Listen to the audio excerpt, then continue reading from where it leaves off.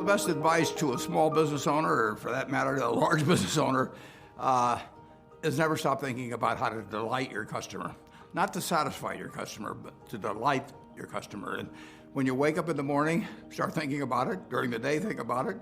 At night, think about it, and then dream about it. And no company's ever failed that had millions of delighted customers. And you start with them and you get them one at a time. There's no substitute for hard work. The best time you're ever going to have is when it starts out just you, and it'd be great if it grows into a wonderful, big, profitable company.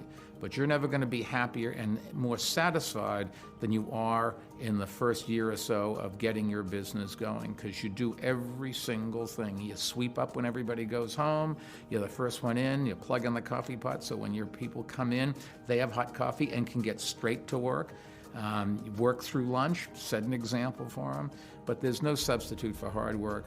People say luck, yes, but the harder you work, the luckier you get.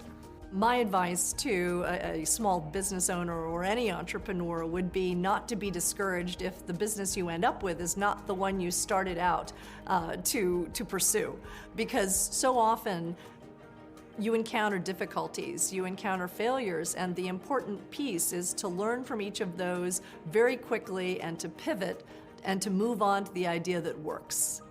Of course, you have to be close to your products, close to your customers, and think about them. That's the most important, but don't forget to think about your business, what your plans are, what you want to do next, how to take your business to the next level. Again, think about being in your business, but think about your business as well.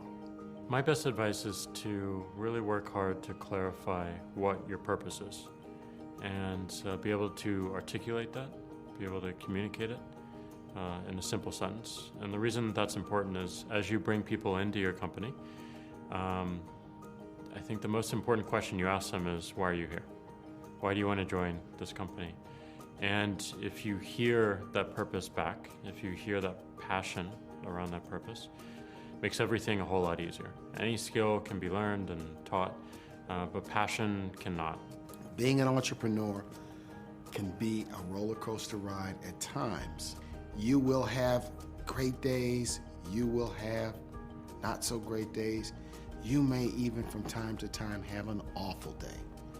You've got to stay focused and stay level-headed and keep your feet on the ground.